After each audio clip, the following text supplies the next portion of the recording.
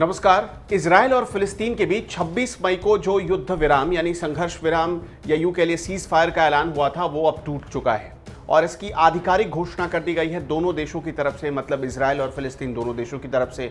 कहा जा रहा है, इजरायल ने ऐसे आरोप लगाए हैं कि हमास की तरफ से बारूद भरे गुब्बारे छोड़े जा रहे हैं इजरायल की तरफ, जिससे काफ़ी नुकसान पहुंचा है।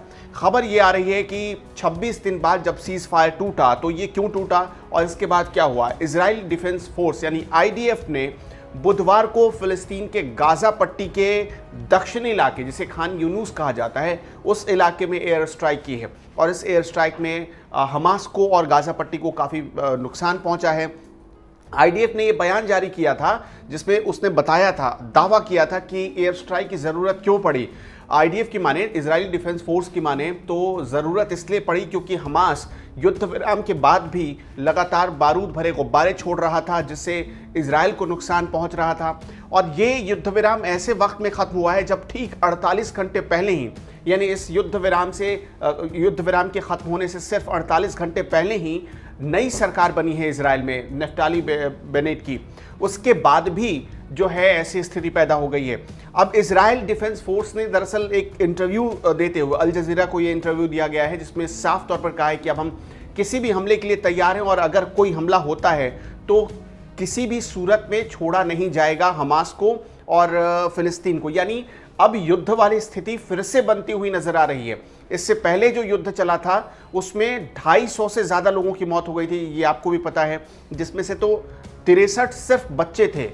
ऐसी स्थिति पैदा हुई थी। लेकिन अब जब सब कुछ ठीक हो चला था दोनों देशों के बीच, तो विवाद क्यों बढ़ा, इसे समझिए। 10 जून को दरअसल एक फ्लैग मार्च निकाला जाना था यरूशलेम में और इसी फ्लैग मार्च को लेकर तनाव की स्थिति पैदा हुई। तनाव की स्थिति जैसे ही पैदा हुई तो फ्लैग मार्च की तारीख को आगे बढ़ा दिया गया। इजराइल के दक्षिण पंथियों ने यह फ्लैग मार्च निकालने का फैसला किया था, लेकिन चूंकि इसका हमास की तरफ से, फिलिस्तीन की तरफ से विरोध शुरू हुआ, जिसके बाद इसकी तारीख को, फ्लैग मार्च की तारीख को आगे बढ़ाया गया। मार्च के पहले हमास ने यह ऐलान किया था कि यरूशलेम में मार्च निकाला गया तो अल अक्सा मस्जिद की हिफाजत के लिए वो रॉकेट दाग देगा। ये दरअसल जो मार्च निकलना था, फ्लैग मार्च, ये शुरू में मार्च महीने में ही निकलना था, लेकिन उसके बाद इसकी तारीख बढ़ाई गई, तारीख कर दी गई 10 जून। 10 जून को निकलना था, फिर से तनाव की स्थिति बन गई और उसके बाद अब स्थिति ऐसी हो गई कि फिर से दोनों देश एक दूसरे पर रॉकेट दागने के लिए तैयार हैं। इस जुलूस में, जो फ्लैग मार्च निकलना था 10 जून को, इस जुलूस में यहूदी इजरायली झंडा लेकर यरूशलेम की मुस्लिम बहुल आबादी से निकलकर अल अक्सा मस्जिद जाते हैं।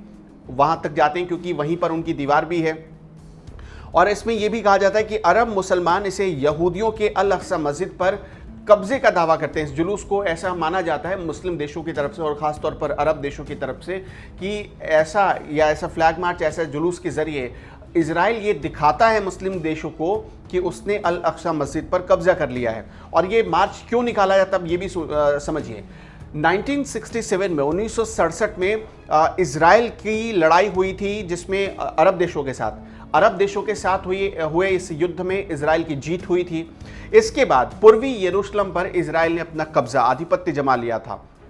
इस जीत के बाद जो यहूदी, जो कि कट्टर एक तरीके से माने जाते हैं, हर साल आप देखेंगे जुलूस निकाली जाती है। जुलूस निकालने का जो महीना होता है वो मार्च का महीना होता है या मार्च से जून महीने के बीच किसी तारीख को निकाली जाती है। अगर आप यहूदी कैलेंडर के हिसाब से देखेंगे तो 28 ईयार यानी यहूदी महीना मनाया जाता है इसी मार्च को निकालकर, 28 ईयार। तो इसके बाद दरअसल मुस्लिम देशों को या फिलिस्तीन को फिर से लगा कि कहीं अल अक्सा मस्जिद पर जबरन कब्जे को या कब्जे वाली जीत की जश्न तो नहीं मनाई जा रही, जीत का जश्न तो नहीं मनाया जा रहा। ऐसा लगा जब अरब देशों को। उसके बाद हमास की तरफ से इसका जवाब दिया गया और हमास ने सबसे पहले हमला किया। इजराइल ने अभी तक जो दावा किया उसमें यही कहा है कि हमास ने सबसे पहले हमला किया है। ऐसे वक्त में हमला हो रहा है जब इजराइल में प्रधानमंत्री बदल चुके हैं, यानी पूरी सरकार बदल चुकी है, तख्ता पलट हो चुका है। अब नेतन्याहू नहीं है, पहले बेंजामिन नेतन्याहू थे, उनकी सरकार थी और नेतन्याहू ये माने जाते थे कि वो राष्ट्रवाद के एक तरीके से प्रवर्तक हैं या राष्ट्रवाद की ओर उनकी विचारधारा झुकी हुई नजर आती थी।